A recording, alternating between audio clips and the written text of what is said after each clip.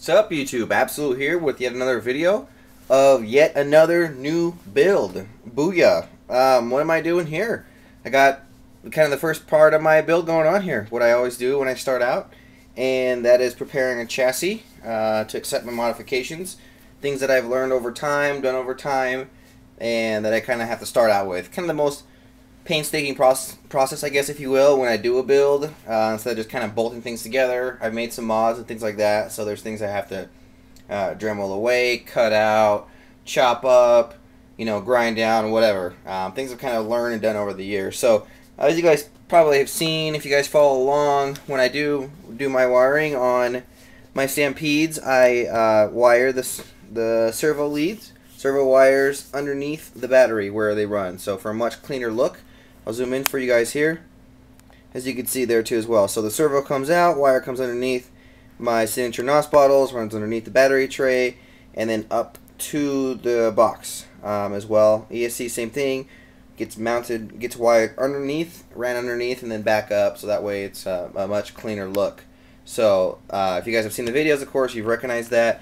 This is how I do it. When I first start out, I Dremel away a channel underneath this front area here. Put some blue painter's tape to avoid scratches on the actual chassis itself. And then I Dremel out an area. Still actually not done right there. You can still see some plastic remnants. On this side I am. You can see kind of the channel runs through. So that's how I do that. And then I just rip off that painter's tape there and it's all good to go. Also, if you guys have put on an aftermarket servo on some of these chassis, you probably have noticed that you'll get an issue with these size holes right here. They typically recommend accepting a 2.5. I always run 3mm. So for that reason, sometimes you have a little bit of an issue with the screw wanting to stretch out. So what I use is a bit like this. I take the chassis and I Dremel on the outside of this hole to make it a little bit wider to accept the servos, as I like to kind of have a hard time when they first get it put in a brand new chassis. I Dremel that out so that way it accepts the servo better. I'm going to give you guys a hint here of some of the parts and the direction I'm going. Yeah, it's another Stampede 2-wheel drive.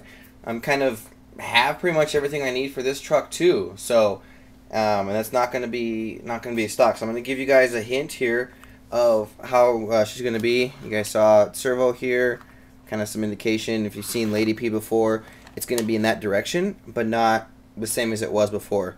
Some more parts I've made, both the links and the rod ends here were made by myself. These are Traxxas links that were deanodized. These are parts that I made myself that are pink. I've been asked before. Same thing right here on the shocks. You got yourself some pink again. Again, both things, both the springs and these RPM guards are made by myself.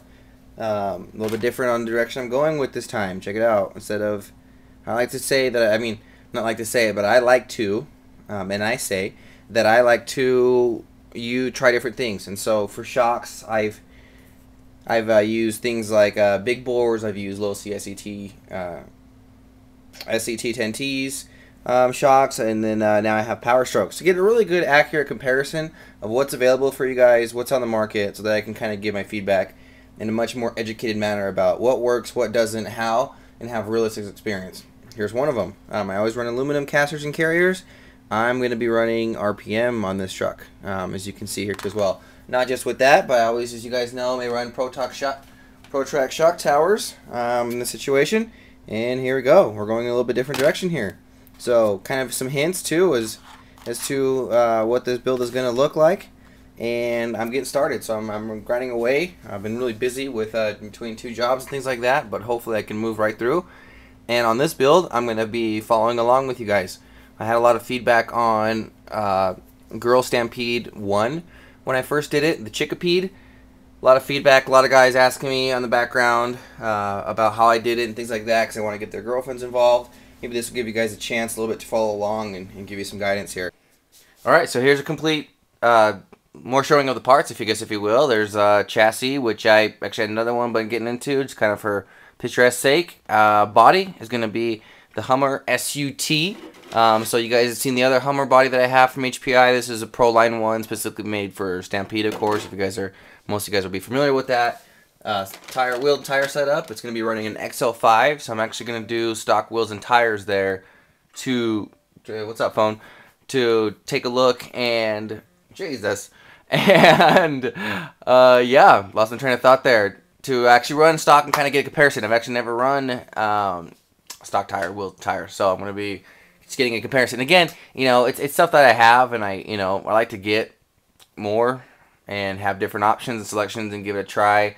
That way, I have a better idea again of what I'm talking about and give real comparisons instead of just saying, sure, these tires are better, you know, for reasons why is what I've heard.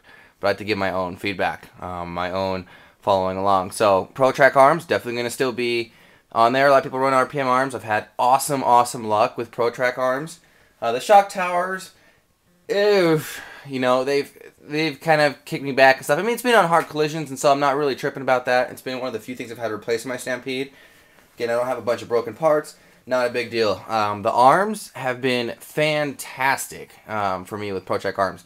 I mean, the silly thing is, though, is when you first get them, there's going to be some dremeling involved with the Pro Track arms, and I'll try to get some of that on video for you guys.